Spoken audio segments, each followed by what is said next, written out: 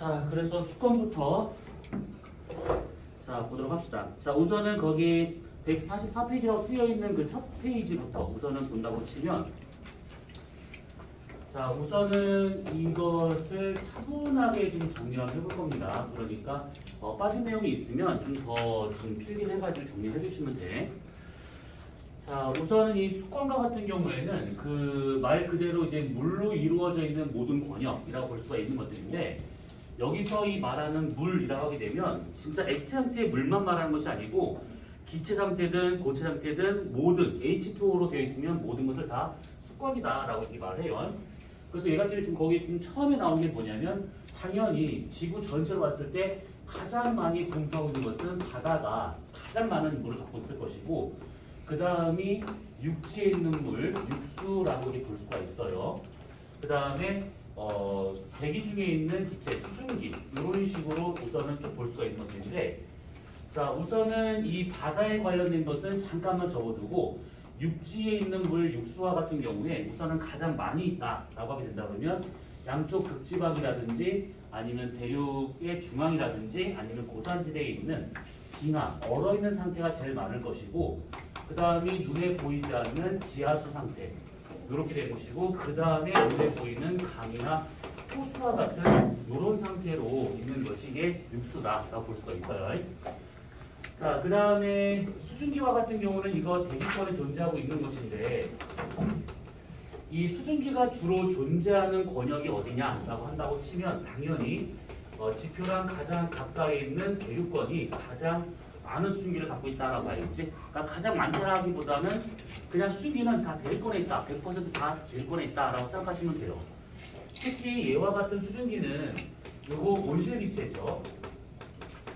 온실기체라서 얘가 많이 있으면 있을수록 지구의 평균 온도가 막 올라가게 되는 것들인데, 지구 전체로 봤을 때 평균 온도가 올라가지 않는 이상 이 수증기의 전체적인 양의 변화는 없다라고 보시면 돼요. 그러니까 평균 기온이 올라가지 않으면 또는 떨어지지 않으면 이 수증기의 양은 얘는 거의 정해져 있다라고 볼 수 있는 것인데, 이걸 다르게 생각하면 뭐냐면, 크게 두 가지 나눠봤을 때 지금처럼 따뜻한 시기인 간빙기와 그 다음에 아주 추운 시기 빙기 두 가지 나눠보자네. 그러면 확실히 지구 온도가 높은 간빙기와 같은 경우가 수증기의 양이 많을 수밖에 없습니다. 그래서 더 뜨거워지는 상태로 갈 수 있다는 얘기고, 반대로 빙기와 같은 경우는 너무 춥다 보니까 바다에서의 물이 증발이 잘 안 돼요. 그래서 지구 전체로 봤을 때 상당히 건조한 기후가 옵니다. 그러면 온실기체의 전체 양 중에 수증기가 제일 크게 이제 차지하고 있는 것들인데, 이 양이 많이 줄어들고 있대. 그러면 당연히 이것 때문에 온실기체가 적어진 거니까 온도가 더 떨어지는 상황으로 계속 가더라 이겁니다. 그래서 더운 시기에는 온실기체가 많아지면서, 그리고 수증기가 많아지면서 전체적인 온도가 올라가는 것으로 작용하게 되는 것이고, 빙하기 때는 온실기체의 수증기 양이 적어지기 때문에 전체적인 온도가 떨어지게끔 이렇게 되고 있더라라는 얘기죠. 그러면 더울 때 더 덥게 하고 추울 때 더 춥게 하고, 그러면 지구는 극단으로 간다는 얘기인데, 이것을 상쇄할 수 있는 다른 것들이 나타나면서 온도를 올라가는 것을 떨어뜨리거나 떨어지는 온도를 올리거나 이렇게 할 수가 있습니다. 그래서 이런 거 같은 경우는 나중에 우리가 기후변화에 관련된 단원이 있으면 그때 좀 더 얘기하도록 합시다. 이거는. 자, 그 다음에 여기 있는 요 빙하라고 하는 것은 지구 전체로 본다고 하면 극지방이 우선 가장 많아요. 이 같은 경우는 당연히 남극하고 북극하고 본다 치면 어디 더 많을까라고 했을 때는 남극이 압도적으로 많습니다. 압도적으로. 얘 같은 경우에는 남극 땅, 대륙 위에 지금 얼음으로 덮여 있는 상태인데, 그 얼음의 두께가 지역마다 조금의 차이는 있긴 하겠지만 보통 한 2km 정도 되고 있습니다. 그러니까 빙하 두께가 보통 한 1000m에서 좀 작게 잡으면 1000m, 좀 많이 잡으면 한 2000m. 그 정도로 오랜 세월 동안 이제 압축돼서 생긴 그 얼음이 되게 두껍다라고 보시면 되고, 아무튼 여기 있는 물의 양이 어마무시한 것들이죠. 그 다음에 북극과 같은 경우에 이거 바다에 떠있는 얼음이다 보니까 사실 이게 얼음이 만들어지고 바다 위에 떠있는 거라서 쉽게 위에 이동을 합니다. 빙산과 같은 것들은 워낙 크니까 거의 자리 잡는데, 그보다 조금 더 작은 규모의 이런 얼음들은 물을 따라서 해류를 따라서 둥둥둥 떠내려가다가 저희도로 가. 그러면 다 녹아버리죠. 그래서 막상 북극에 있는 얼음의 양보다는 남극에 있는 얼음 양이 훨씬 더 많더라. 이렇게 볼 수 있는 겁니다.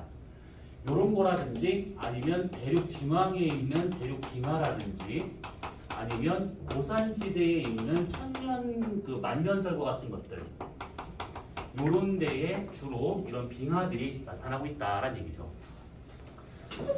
자, 그 다음에 이 지하수와 같은 경우는 우리가 요것만 다 정리하고 난 다음에 이거 따로 정리할 거니까 이건 잠깐만 지켜주고요.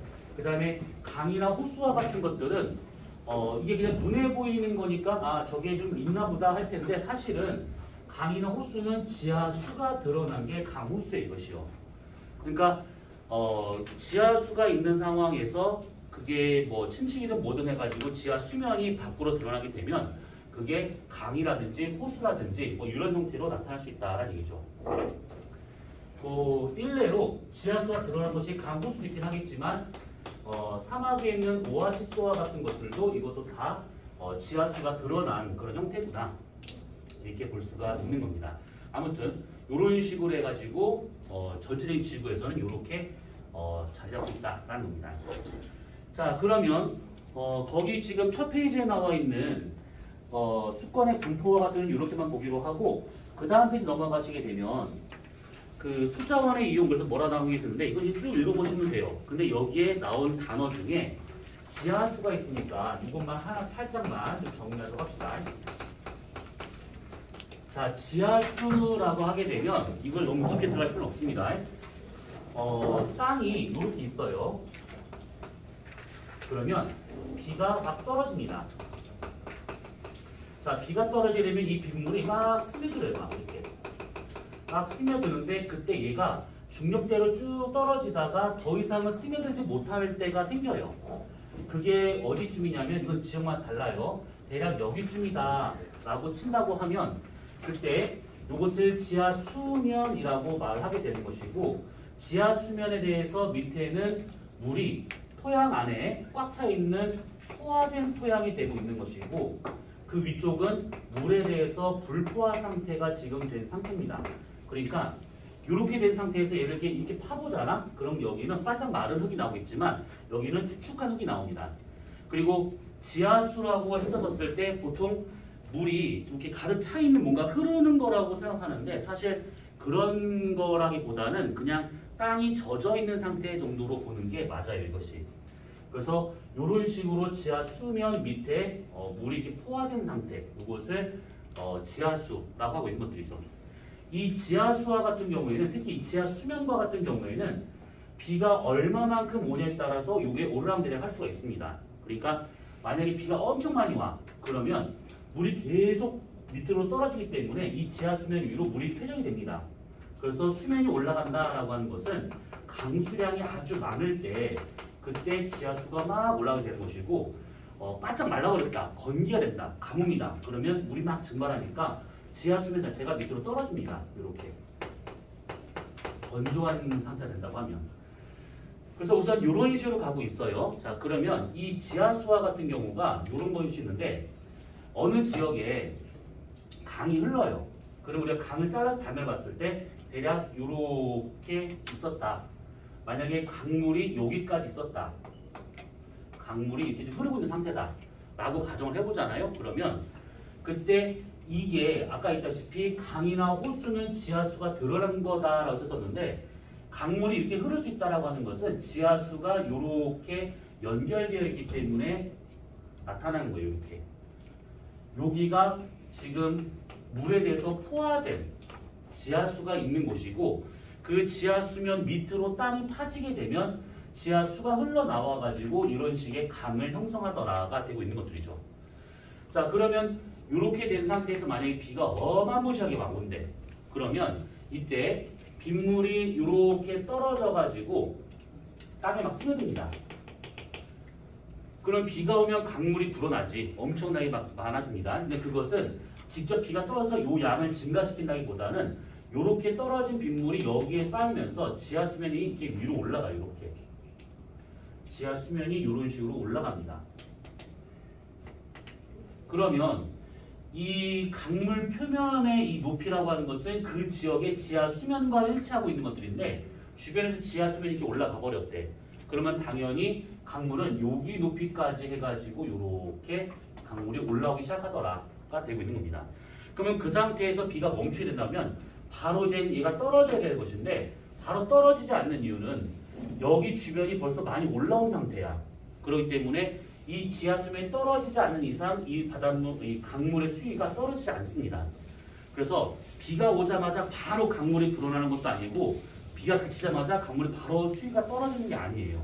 주변 지하 수위가 어떻게 되느냐에 따라서 이게 좀 달라질 수 있더라라고 생각하시면 되는 겁니다. 자, 뭐 이런 식으로 보시면 돼요. 그래서 지하수는 그냥 요 정도만 봐도 충분합니다. 이렇게. 자, 그러면 우리는 그 다음 페이지 146페이지에 나와 있는 요놈부터 보도록 합시다. 지금 책에는 지금 준 프린트물에는 몇 가지가 나오지 않았는데 우리가 몇 가지를 좀 같이 볼 겁니다. 뭐냐면 바닷물 성질에 대한 얘기를 좀 해볼 것인데 뭐냐면 그 바닷물 성질 그러면 우선은 수온이 지금 먼저 나오는 수온이 나오고 그 다음에 그 밑에 염분이 나오게 될 거예요. 그러면 수온은 부피에 영향을 줄 것이고 염분은 바닷물 질량에 영향을 줄 것이고 그러면 이 두 가지로 인해 가지고 바닷물의 밀도가 결정되겠구나 이렇게 생각하시면 돼요. 그래서 우리는 지금 이 세 가지 수온, 염분, 밀도 세 가지를 다 볼 겁니다. 자, 먼저 수온부터. 자, 수온부터 보자면 이 바닷물의 온도라고 하는 것은 다른 거에 의해서 결정된 것이 아니고 무조건 태양복사 에너지에 의해서 결정이 돼요. 태양복사 에너지. 그러면 여기서 이 태양복사 에너지와 같은 경우 단위 면적당 받는 에너지량으로 생각한다 치면 결국은 얘 같은 경우에는 태양의 고도가 얼마냐에 따라서 받는 에너지량이 달라진다라고 볼 수가 있는 것들이죠. 태양의 남중고도 H는 어떻게 구할까? 한 수십 번 얘기한 것 같아요.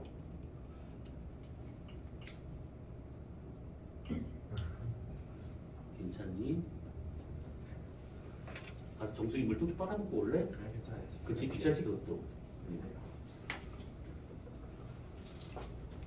자, 그러면 질문 한번 해볼까? 이걸 설마 대답을 또 못하진 않겠지, 설마.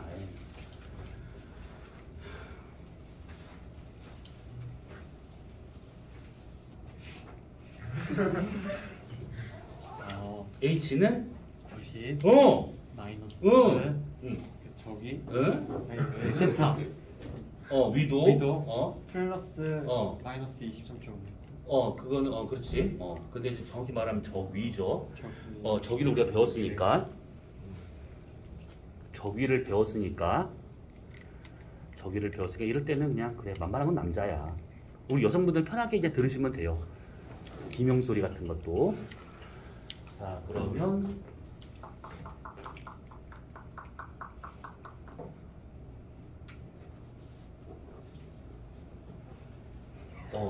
직감하고 있구나. 너예요. 자, 간단한 거 질문이야. 간단한 질문. 우리가 한 지 얼마 안 됐어 이거. 저기가 나왔으니까 하는 얘기인데 아니야. 쉬운 거야. 춘분날 태양이 저기가 얼마니? 이건 너무 쉬운 거다. 지난주에 알던 거. 정말 잘못 들었네. 지난주에 알았는데 지금 까먹었다는 얘기야? 와, 너무 양아치. 진짜 깜짝 발랄한 새끼죠. 자, 춘분날 태양이 저기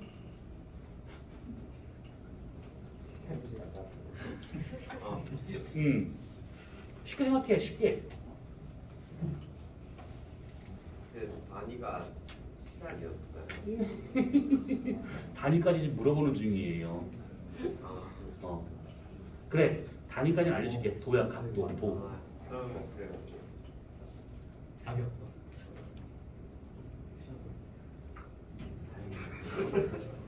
거기 뭐 있어? 뭘 보는 거야? 얼마야? 몇 도야, 몇 도?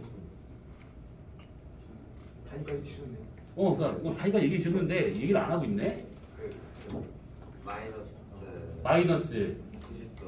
마이너스 90도.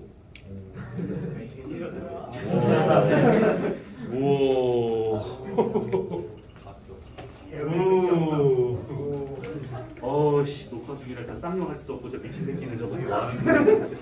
오 진짜 씨 어처구니가 없네. 자 그러면 내가 제일 좋아하는 색깔이다. 보라 퍼플. 나 이렇게 말하죠.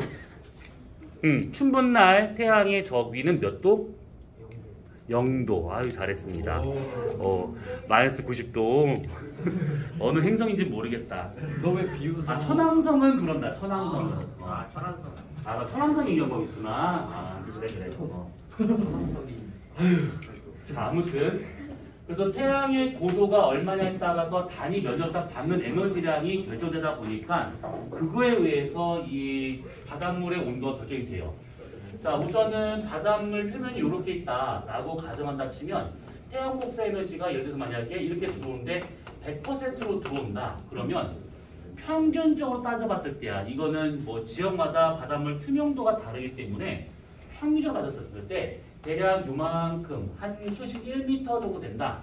그러면 1m라는 요 수심에서 먹을 수 있는 것은 약 50% 정도가 흡수가 돼요. 그 다음에 조금 더 들어가서 한 10m까지 얘가 좀 들어갔다. 그러면 여기 표면에서부터 10m까지 먹을 수 있는 것은 전체의 한 80% 정도를 먹습니다. 그러다가 더 들어간데 한 100m까지 한번 들어갑니다. 그러면 여기에서부터 여기까지 이 구간에서 먹는 태양 복수 에너지량은 대략 99% 정도라고 생각하시면 됩니다. 자, 우선은 이렇게 받아들이는 에너지량 자체가 수심별로 다르게 나타날 수 있는 것인데 결국은 뭐냐면 위에서 제일 많이 먹고 들어가면 들어갈수록 그 흡수량이 줄어들고 있더라 이 얘기고 100m 이하로 더 들어가야 된다고 하면 태양 복수 에너지 거의 들어오지 못하기 때문에 여기서는 온도가 거의 일정한 구간이 나올 수밖에 없다. 뭐 요겁니다.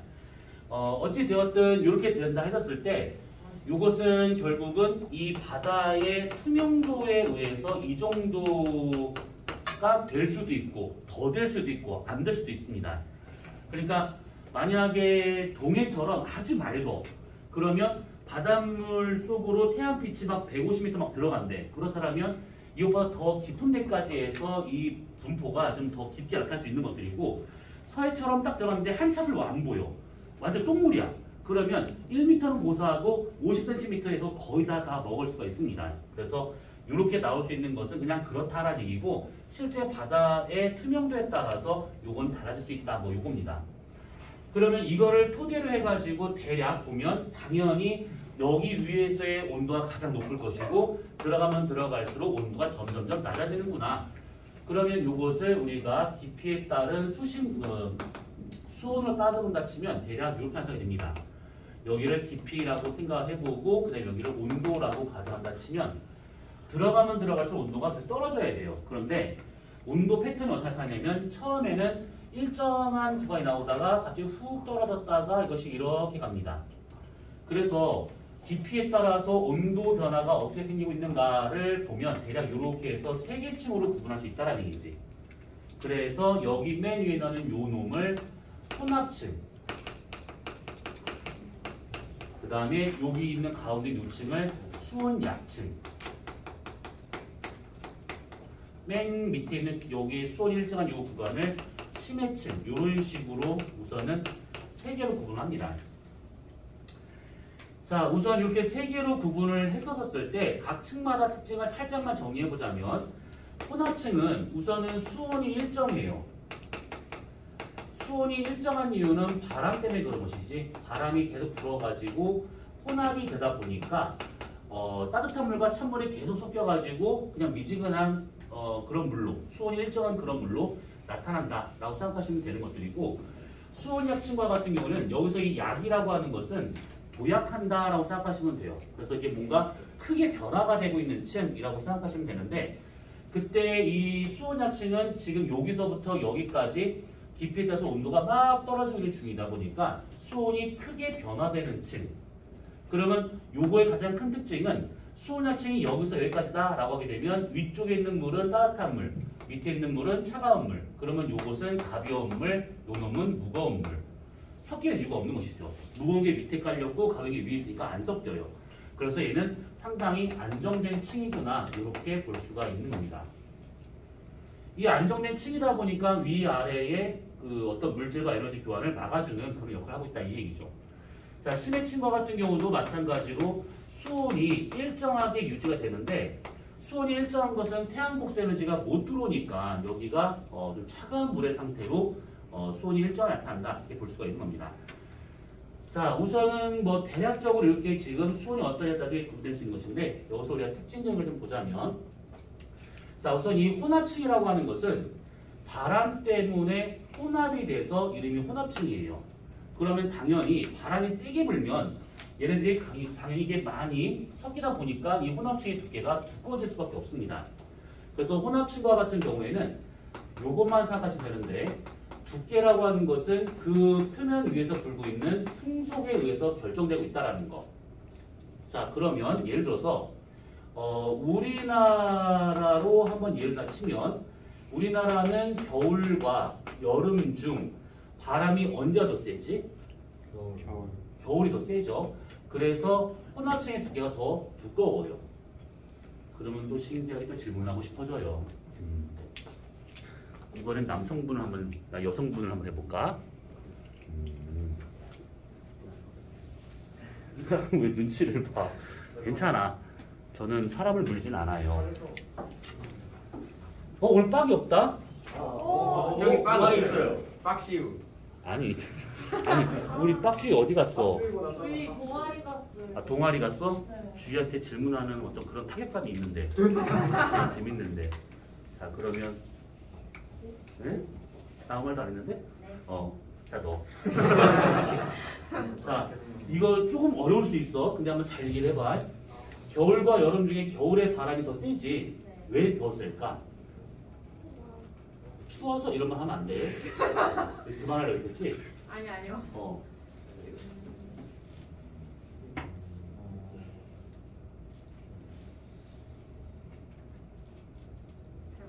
에헤이.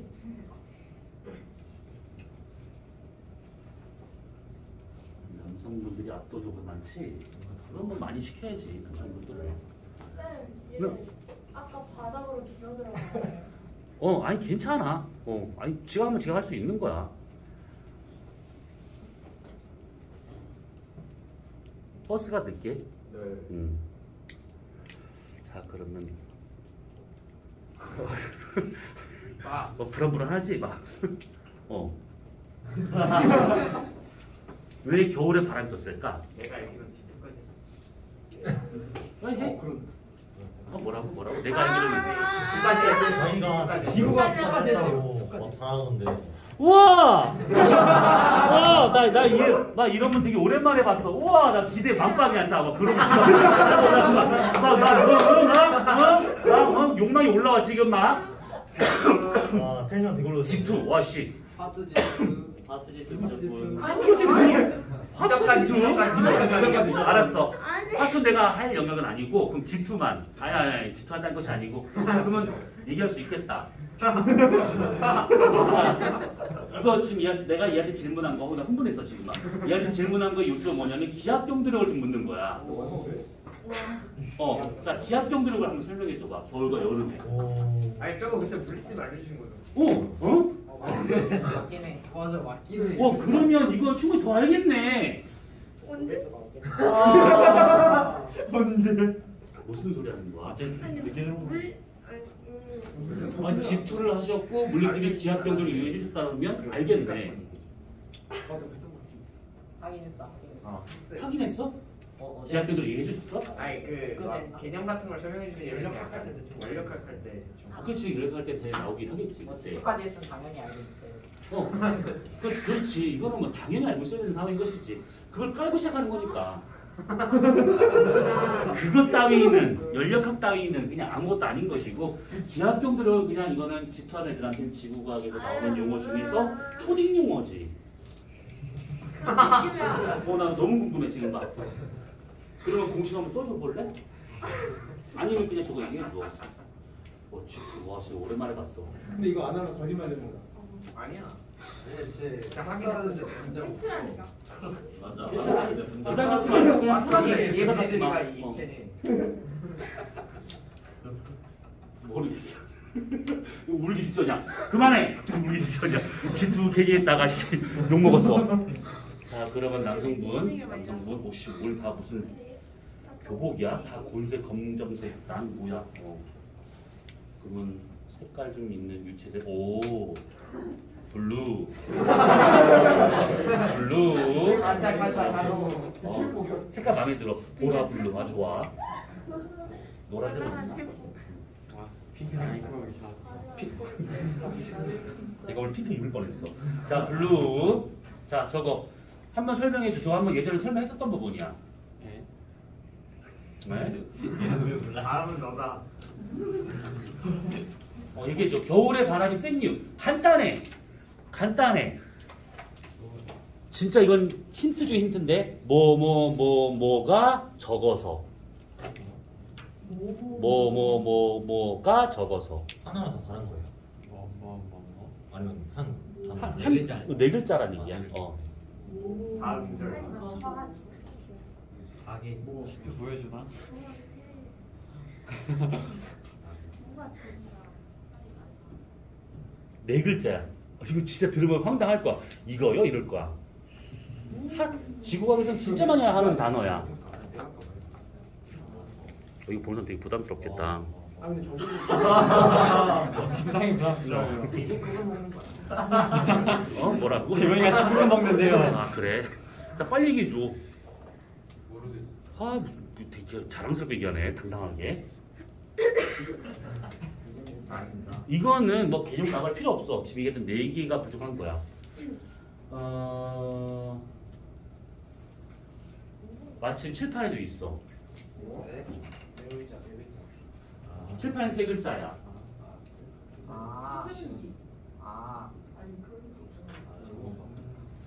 예?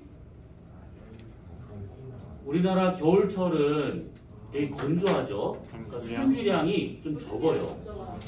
수증기량이 적다라고 하는 것은 대기의 비열이 작다가 되고 있는 것이고, 그렇다면 비열이 작게 된다고 하면 온도 변화가 아주 쉽게 나타날 수 있다는 얘기지. 그러면 대기의 온도 변화가 쉽게 나타난다라고 하는 것은 밀도 변화가 아주 쉽게 나타날 수 있다는 얘기고, 그것 때문에 압력의 변화가 생겨요. 그래서 기압의 차이가 크게 나타난다가 되고 있는 것이고, 그래서 기압 경도력이 커진다라고 얘기를 하고 있는 거예요. 그래서 바람이 세지는 것이죠. 그러니까 지금 이 얘기를 정리해 보자면 우리나라 겨울철에 풍수가 더 강한 이유는 건조하니까. 그래서 비열이 작아지는 것이고, 비열이 작아지게 되면 온도 변화가 작아진다는 뜻이고, 온도 변화가 작아진다라고 하는 것은 그만큼 이 대기 공기의 밀도 변화가 온도 변화가 커지는 것이고, 그런 밀도 변화가 커지는 것이죠. 그러면 이것 때문에 어떤 두 지점, 기준이 되는 두 지점의 기압 차는 더 커질 수밖에 없습니다. 그래서 이렇게 된다고 하면 그때 우리가 기압 경도력은, 근데 예전에 G2가 아니더라도 우리가 기압 경도력에 대한 얘기를 했었습니다. 이거 살짝 공식까지 써가면서 기압 경도력은 커지게 돼요. 그래서 풍속이 커지는 것이죠. 이렇게. 그래서 우리나라의 겨울철이 워낙 건조하다 보니까 이렇게 풍속이 강해지면서 혼합체의 두께가 겨울철에 더 두껍다, 이렇게 얘기를 하고 있는 겁니다. 자, 그 다음에 우리나라가 아니라 이제 위도별로 본다 치면 우리나라가 속해 있는 중위도하고 그 다음에 30도하고 0도 사이에 있는 저위도하고 바람 세기를 비교해 보자면 중위도가 더 세요. 중위를 부는 바람은 우리가 익히 알고 있는 편서풍, 여기서 불고 있는 바람은 무역풍. 편서풍은 서풍이고 무역풍은 동풍이죠. 지구 자전을 생각해보면 지구 자전은 서에서 동으로 좀 자전하고 있습니다. 그러면 지구 입장에서 따져봤었을 때 요게 좀 적도다라고 치고, 그러면 대략 여기가 좀 30도다라고 했었을 때 동풍 계열의 바람이 분다라고 하는 것은 지구 자전이 이쪽 방향이다라고 하는 거를 감안하면 대기가 움직이지 않거나 아니면 지구 자전 속도보다 느리게 대기가 움직이게 되면 그것을 우리가 동풍을 느껴요. 요거는 그때 어떻게 설명했었냐면 내가 만약에 바람이 한 점 없는 날 자전거를 타고 막 달리고 있어. 시속 80km로 막 달리고 있으면 분명히 자전거를 움직이기 전에 서 있을 때는 바람이 안 느껴졌는데 자전거를 타고 막 달려. 그러면 내 얼굴 쪽으로 바람이 막 오겠지. 그런 것들은 대기가 움직이지 않다 하더라도 내가 움직여버리게 되면 바람을 느끼는 겁니다. 그래서 지구 자전이 서에서 동으로 가게 되면 동풍 계열의 바람을 느끼게 돼요.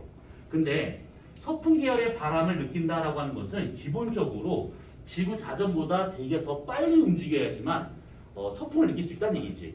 이 얘기는 뭐냐면 내가 자전거를 막 시속 80km 막 달리고 있는데 바람이 뒤통수로 오고 있대 이렇게.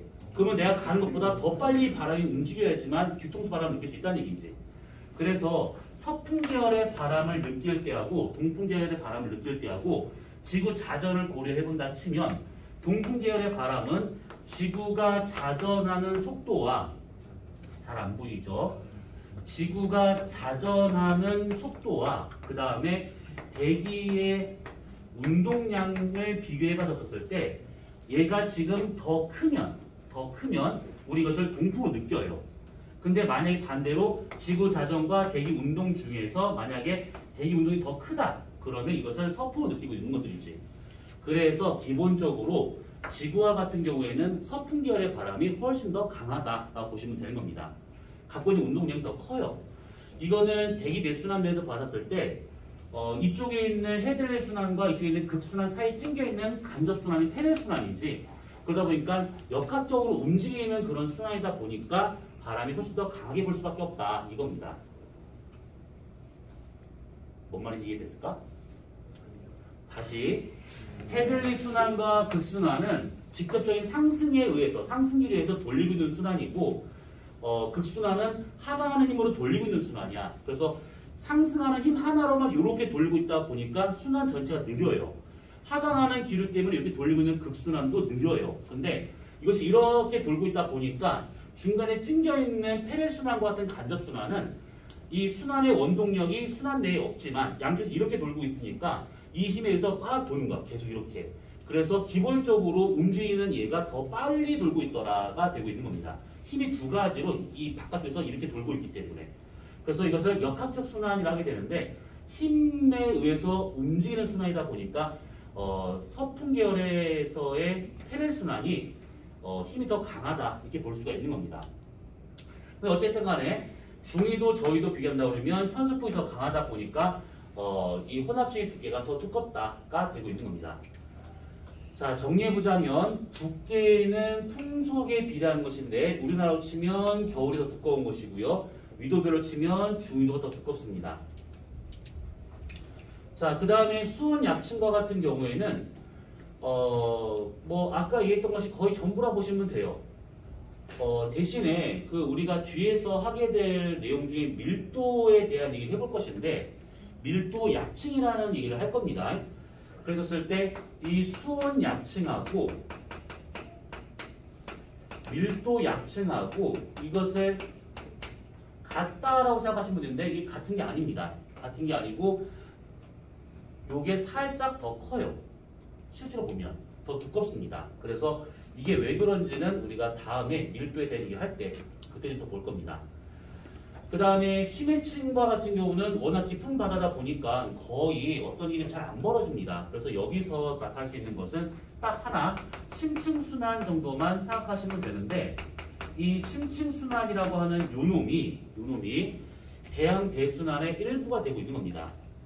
그러니까 대기대순환은 이 대기에서 나타나는 큰 순환, 헤들리, 페렐, 급순환으로 말하는 것이고 대양대순환이라고 하는 것은 요거 표층순환하고 그 다음에 심층순환하고 합쳐서 말하고 있는 게 대양대순환이다라고 봐야겠죠.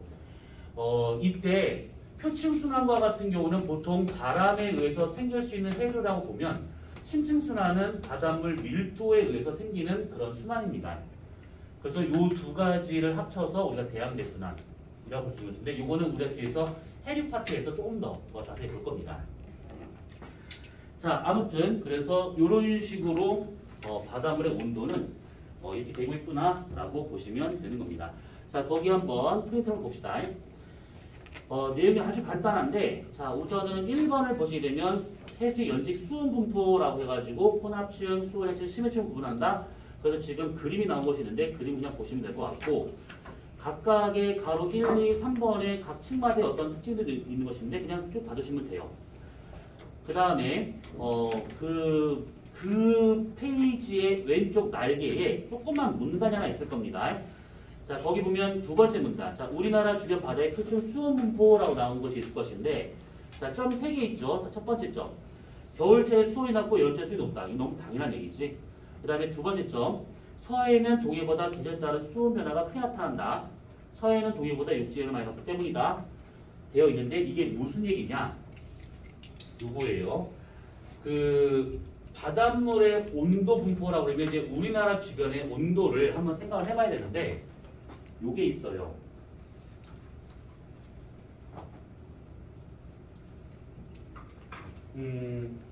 만약에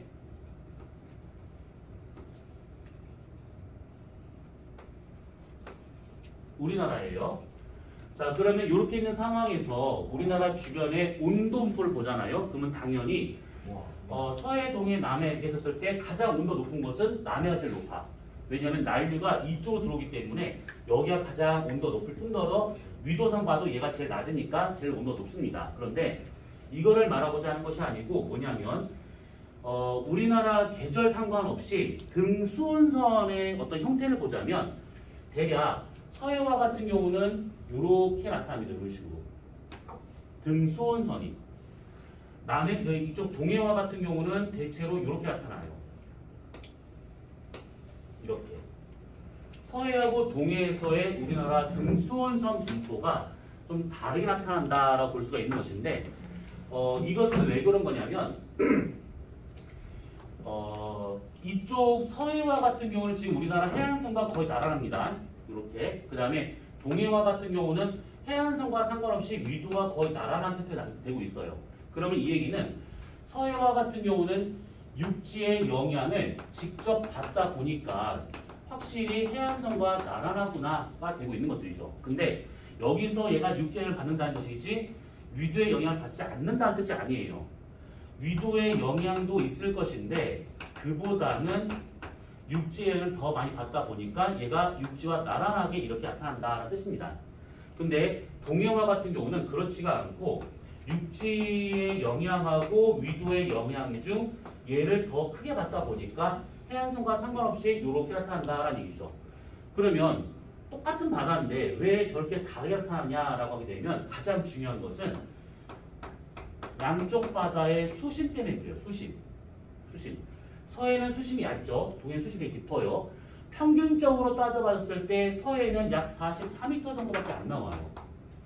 근데 동해와 같은 경우는 평균 수심이 1500m 됩니다. 이게 울릉도 독도를 지나서 이쪽 일본 쪽으로 더 가잖아요. 그러면 최대 깊이가 3200m까지 나옵니다. 그러니까 아무튼 수심이 겁나 깊어요, 여기가. 그래서 담겨있는 물의 양이 달라요. 많이 다릅니다. 여기는 적은 물이 담겨있고 여기 되게 많은 물이 담겨있겠지. 그래서 얘 같은 경우에는 쉽게 육지의 영향을 받아가지고 온도가 올라가거나 떨어지거나 할 수 있는 것들인데 이쪽은 워낙 물이 많다 보니까 육지가 뜨겁든 차갑든 상관없이 항상 고정적으로 태양 고도의 영향을 받고 있더라. 이렇게 생각하시면 되는 겁니다. 자, 그래서 서해와 동해의 이 수온 패턴이 다른 이유는 결국 수심차 때문이다 라고 볼 수가 있는 것이고 요거 하나만 정리하고 잠깐 이제 쉬었다 하도록 합시다. 자, 서해의 바닷물 깊이가 낮다. 동해보다. 똑같은 바다인데 왜 이렇게 차이가 나냐라고 하게 되면 우선은 이 동해와 같은 경우는 그것 때문에 그래요. 일본이 우리나라에 붙어 있다가 얘가 분리가 되면서 떨어나가요. 이런 식으로. 그래서 일본이 분리가 되는 과정에서 땅이 갈라지고 있는 거예요. 그러니까 뭐냐면 이게 사람들 찰흙을 이렇게 구부려봐. 상상으로 찰흙을 구부리게 되면 요 위가 갈라지겠죠. 쭉 이렇게 균열이 막 생겼거든요. 균열이. 그것처럼 일본과 우리나라가 붙어있는 상태에서 이렇게 떨어지게 된다고 하면 두 지점이 이렇게 벌어지면서 깊은 틈이 발생을 합니다. 그 틈으로 바닷물이 들어와 생긴 것이 동해가 돼요. 그래서 방금 얘기한 것처럼 그렇게 지각의 균열에 의해 가지고 땅이 갈라지면서 아주 깊은 틈이 발생하면 그때 바닷물이 채워지면서 바다가 만들어지더라 이 놈이죠. 그래서 기본적으로 동해의 바닷물 수심이 훨씬 더 깊습니다. 그 다음에 서해와 같은 경우는 수심이 상당히 얕아요. 여기는 왜 그런 거냐면 얘는 기후변화 때문에 해수면이 상승해서 만들어진 바다입니다.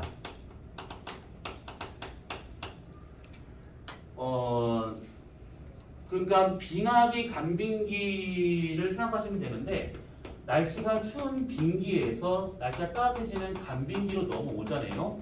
그럼 해수면이 상승을 하겠죠.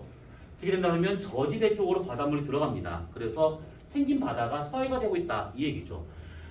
기본적으로 한 10,000년 전에 마지막 빙하가 끝나요. 그때부터 지금까지 계속 온도 올라가는 중인데 그러면서 해수면이 계속 상승을 합니다. 그래서 10,000년 전에 해안 선도를 그려보게 되면 대략 이렇게 돼요.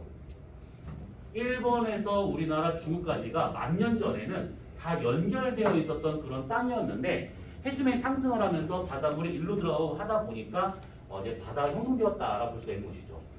이 파란색은 10,000년 전 해안선이라고 보시면 될 겁니다. 10,000년 전에는 동해는 깊은 호수와 같은 형태로 존재하고 있었다가 지금은 우리나라 주변 전체가 좀 바다로 나타나고 있는 중이죠. 44m면 한 10층, 11층 정도 되는 높이 정도 됩니다. 이게.